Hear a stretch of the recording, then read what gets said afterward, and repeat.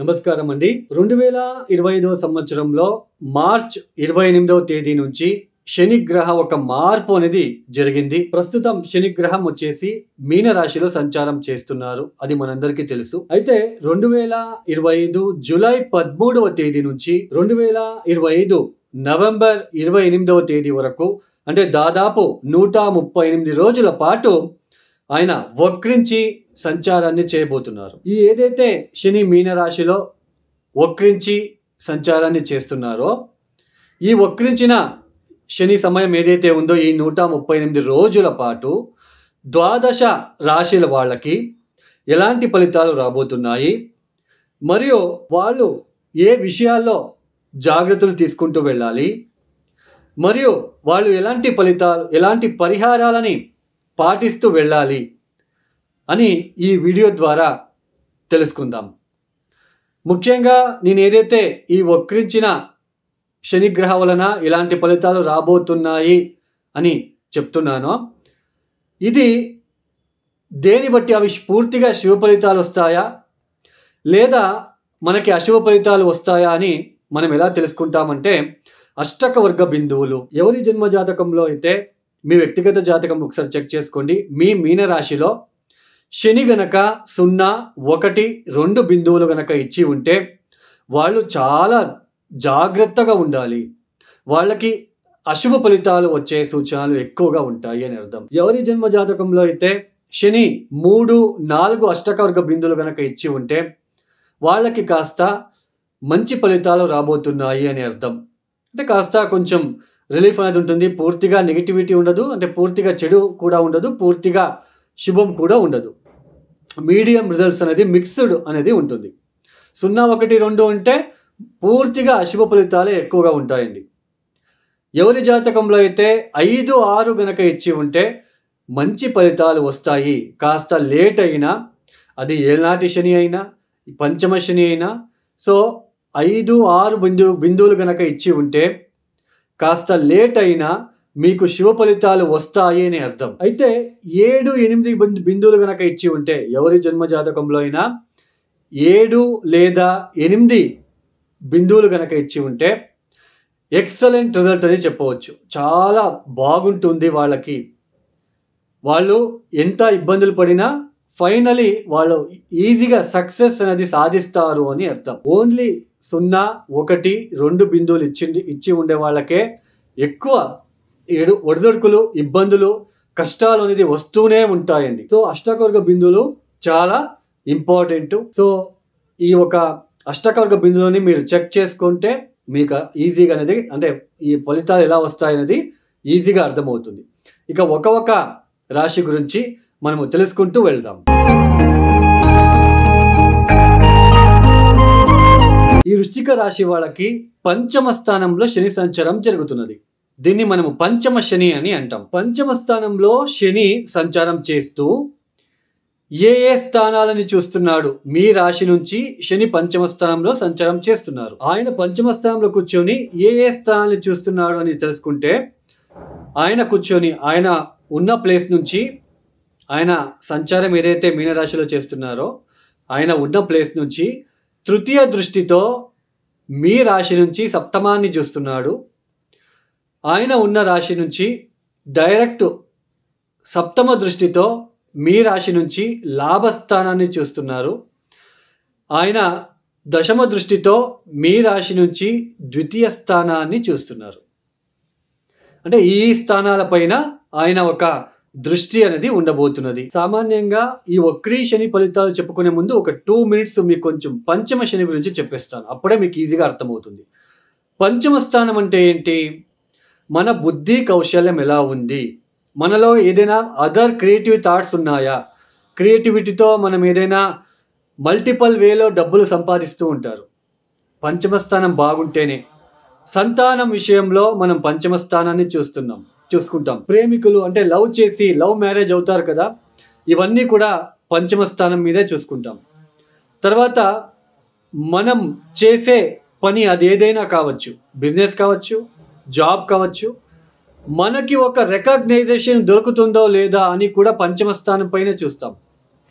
పంచమ స్థానం బాగుంటేనే మనం రికగ్నైజేషన్ బాగుంటుంది. మనము భార్యకి లేదా భర్తకి ఇచ్చే ప్రేమని వాళ్ళు యాక్సెప్ట్ చేసి మళ్ళీ మనకి ఆ ప్రేమని తిరిగి ఇస్తారా లేదా అనేది కూడా పంచమ స్థానం పైనే చూస్తాం. అందుకే ఒకరు మనం ఎంత ప్రేమించినా ఆ వ్యక్తి మనల్ని ప్రేమిస్తూ ఉండడు, బికాజ్ ఆఫ్ పంచమ స్థానం. సో తర్వాత పంచమ స్థానం అంటే ఏంటి?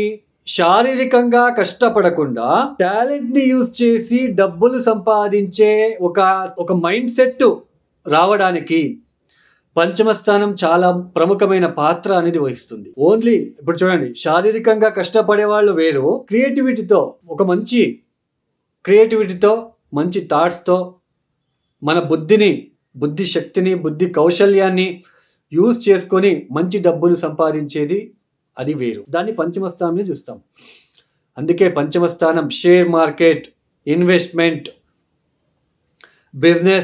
బిజినెస్ ఎక్స్పాన్షన్, వాటిలో ఎక్స్పాన్షన్ చేసి అధిక మొత్తాన్ని లాభంగా చేరుకొని మన ఒక తెలివితేటలతో ఈజీగా కూర్చొని సంపాదించడము. పంచమ స్థానం బాగుంటేనే. పంచమ స్థానం బుద్ధి స్థానం, బుద్ధి కారకుడు బుధుడికి ఒక స్థానం చాలా మంచిది పంచమ స్థానం. అలాంటి పంచమ స్థానంలో కర్మకారకుడు శని వచ్చినప్పుడు, శని అంటే ఏంటి? కష్టపడి పనిచేయాలి, డిసిప్లిన్డ్గా ఉండాలి. కర్మకారకుడు రిస్ట్రిక్షన్ ప్లానెట్. సో అలాంటి శని పంచమ స్థానంలో వెళ్ళి కూర్చున్నప్పుడు ఎలాంటి ఆలోచనలు వస్తాయి అంటే, నేను ప్రతి నెల కష్టపడి పనిచేస్తున్నాను, నాకు ఒక 30,000 జీతం వస్తూ ఉంది. నాకన్నా తక్కువ ఏజ్లో ఉన్న వాళ్ళంతా 50,000 సంపాదిస్తున్నారు. నేను కొత్తగా ఏదైనా చేయాలి, కొత్తగా బిజినెస్ పెట్టాలి, షేర్ మార్కెట్లో ఇన్వెస్ట్మెంట్ చేయాలి, ట్రేడింగ్ బిజినెస్ చేయాలి, లేదా ఎవరో ఏదో చెప్పారు మ్యూచువల్ బిజినెస్ చేయాలి, లేదా పార్ట్నర్షిప్ బిజినెస్ చేయాలి, దాంట్లో ఎక్కువ డబ్బులు సంపాదించవచ్చు అనే ఒక థాట్ని ఇచ్చేస్తాడు. ఒకవేళ అష్టకవర్గ బిందువులు 0, 1, 2 ఇచ్చి ఉంటే ఇలాంటి థాట్ వచ్చి డబ్బులు పెట్టి నష్టపోతారు. 5, 6, 7, 8 కనుక ఇచ్చి ఉంటే ఆలోచించే శక్తిని కూడా అక్కడ శని ఇస్తాడు అని అర్థం. దాన్నే కర్మ అని అంటాం. మనం పూర్వజన్మలో కర్మ, పూర్వపుణ్యస్థానం పంచమ స్థానం. మీరు ఎప్పుడో 30 years బ్యాక్ ఎవరికో మోసం చేసి ఉంటారు. ఇప్పుడు మీకు అది ఆ కర్మ అనేది వెంటాడుతుంది. బాగా గుర్తుపెట్టుకోండి. సో ఇలాంటి స్థానంలో పంచమ స్థానంలో శని వక్రించినప్పుడు చూడండి, మీ సోదరులతో ఏదైనా ఆస్తి విషయంలో ఇబ్బందులు వచ్చి టెన్షన్గా ఉండడము, ప్రాపర్టీ రిలేటెడ్ ఎక్కడైనా ఇన్వెస్ట్మెంట్ చేసి స్ట్రక్ అయిపోయి ఇబ్బందులు పడే ఒక ఆస్కారాలు, తర్వాత సంతానం ద్వారా ఖర్చులు పెరగడం లాంటిది, ఎడ్యుకేషన్, పిల్లలు చదువుకునే పిల్లలకి బుద్ధి సరిగ్గా పని చేయలేకపోవడము, మందబుద్ధిగా వ్యవహరించడము, తర్వాత ముఖ్యంగా ప్రాపర్టీ రిలేటెడ్ ఆస్తి విషయంలో ఇబ్బందులు వచ్చి మెంటల్ ప్రెజర్కి గురి అవ్వడము, అక్కడ ఏదో ఆలోచన చేస్తూ నెగిటివిటీ పెంచుకుంటూ నేను చేసింది రైట్ అని లీగల్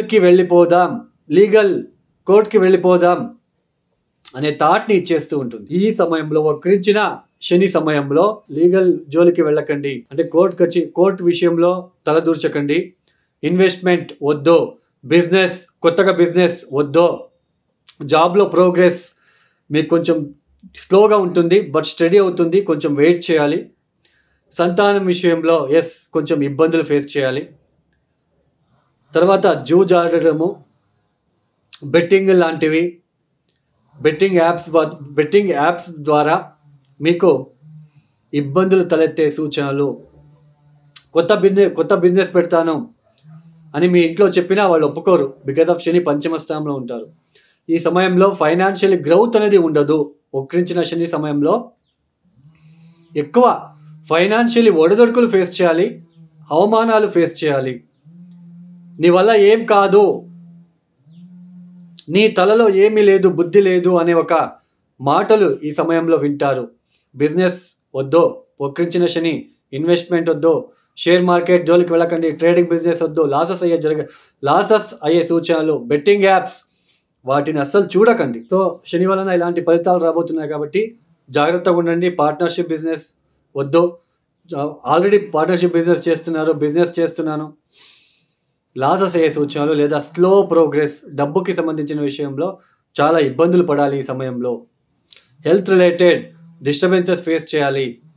సో ఇలాంటివన్నీ ఈ వక్రించిన శని సమయంలో ఈ వృశ్చిక రాశి వాళ్ళు ఫేస్ చేయాలి. కాబట్టి సో వృశ్చిక రాశి వాళ్ళు తప్పనిసరిగా తిరువనెల్లూరుకి వెళ్ళి రావడానికి ప్రయత్నం చేయండి. లేదా శని త్రయోదశి రోజు కాలభైరవేశ్వరుడికి నువ్వుల నూనెతో అభిషేకాలు చేయించండి.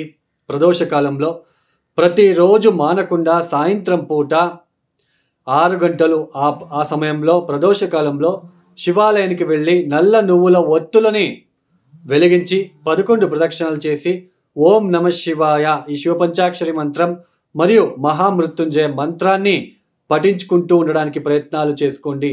ఈ సమయంలో దత్తాత్రేయ శ్రీపాద శ్రీవల్లభ చరితామృత పుస్తకాన్ని రోజు ఒక అధ్యాయం చదువుకుంటూ వెళ్ళండి.